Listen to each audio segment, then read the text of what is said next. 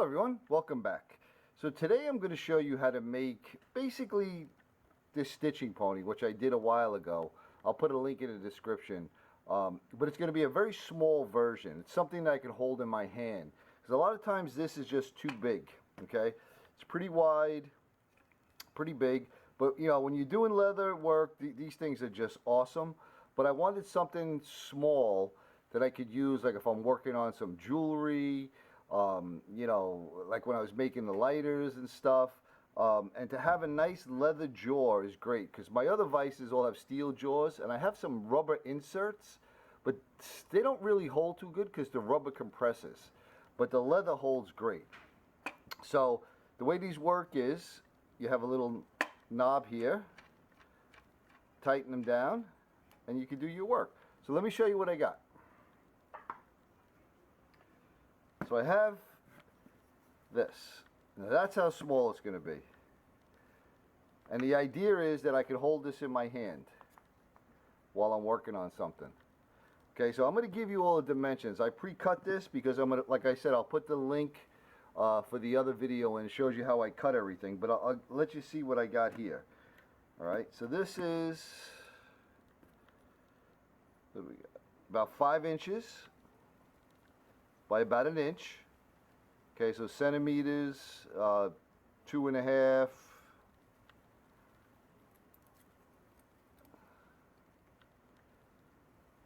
by about 13. All right, so we have these two pieces here. This is 3.5 by about 2.5. Again, those are arbitrary. It's just what I had. You can make them however you want. So you're gonna need your 2 uprights. You need a base. Got another little piece of the upright cut off, which is going to go like that, and I'll show you how that goes. And then we need a couple pieces of, I have a 45-degree angle cut on these.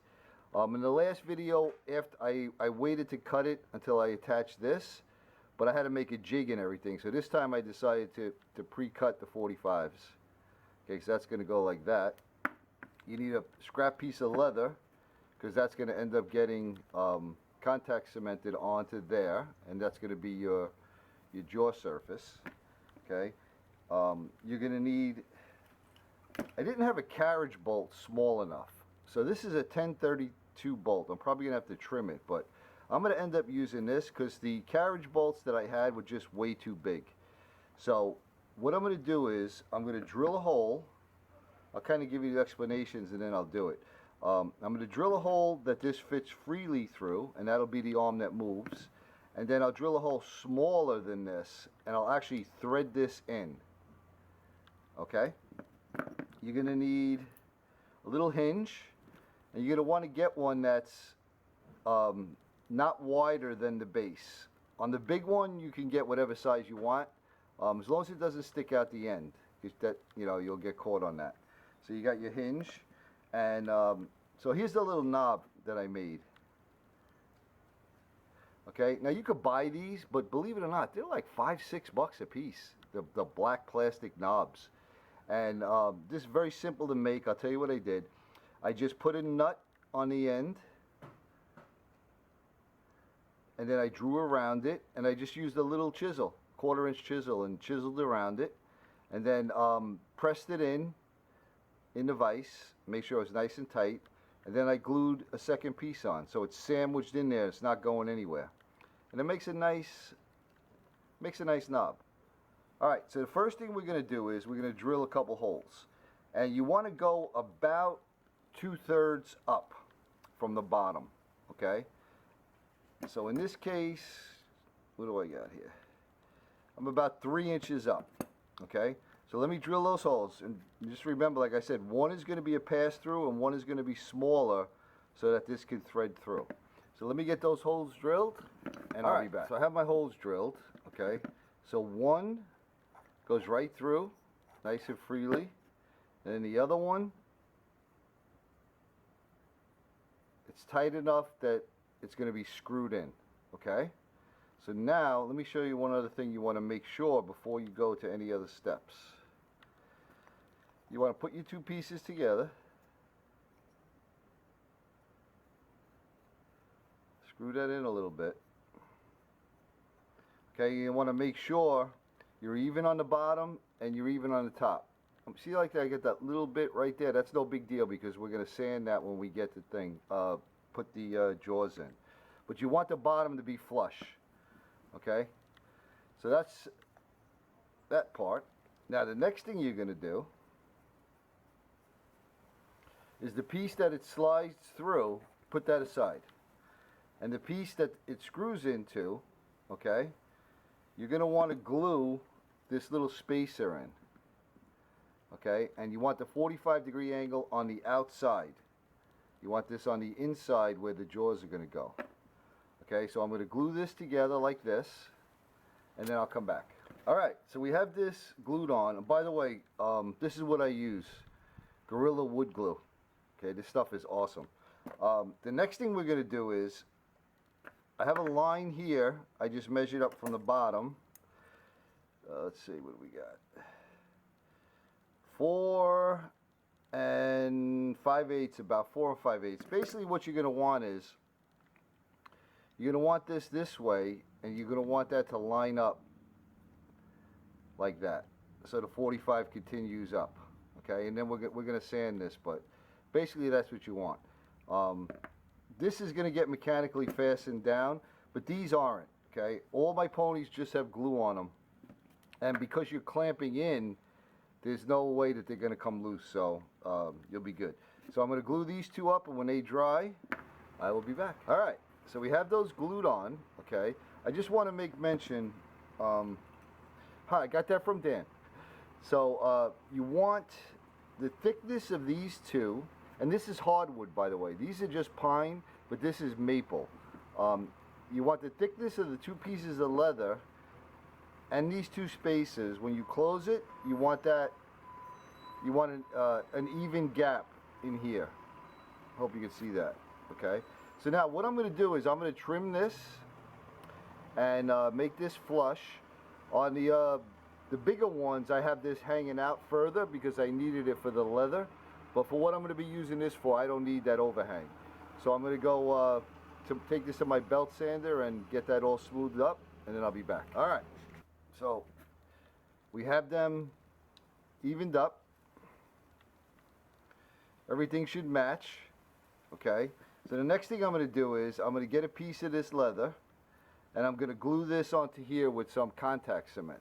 Okay, once it's glued on there, what I'll do is I'll make sure it's even on the bottom, and then I'll trim it off just with a razor blade.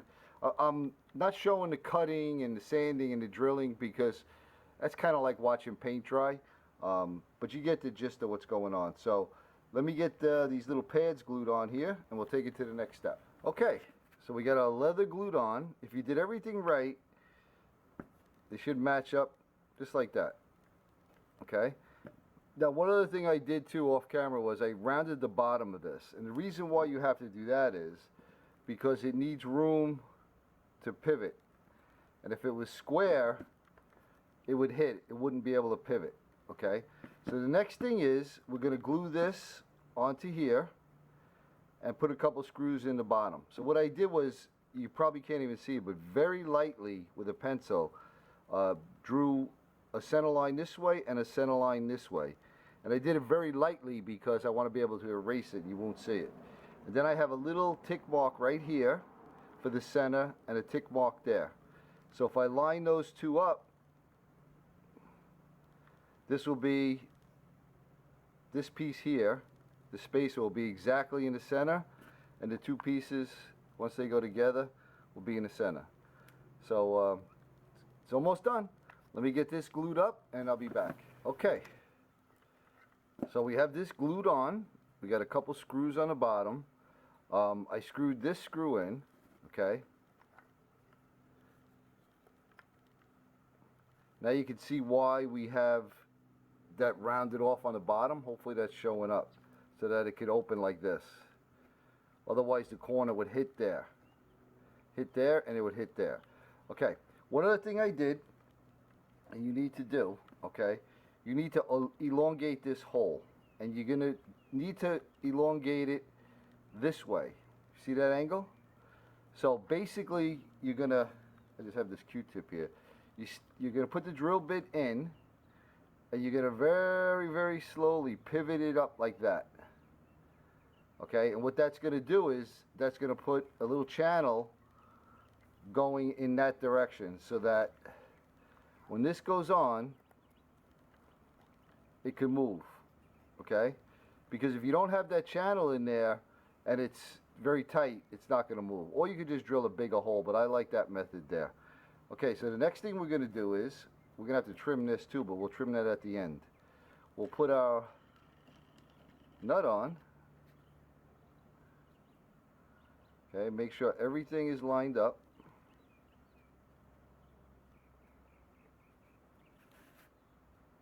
Bottom at the top. And you're going to get your little hinge. You're going to place it down. Ooh, got that just right. And if you have one of these center punches, they're great. So you're going to center punch them, and then you're going to put the little screws in. So let me get that together, and I'll trim the excess off of this, and I'll be back. Alright, well here it is. So we got the hinge on. I didn't trim it because this one actually opens pretty wide.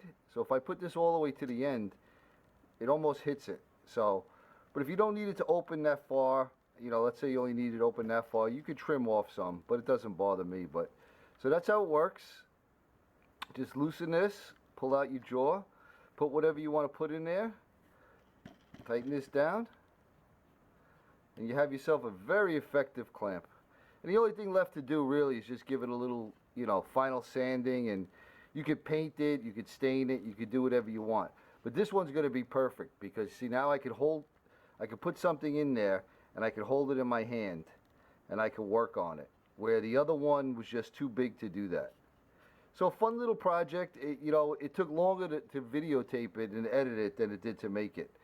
It's a pretty simple project. I don't know if I mentioned, this is just the 1032 screw. And you can make yourself a little tiny stitching pony, or if you want to call it a little wood vise or hand vise or whatever you want to call it. But there it is. So thanks everyone. I appreciate you watching. I appreciate your comments, and hopefully this gave you an idea and you want to go out and make one for yourself.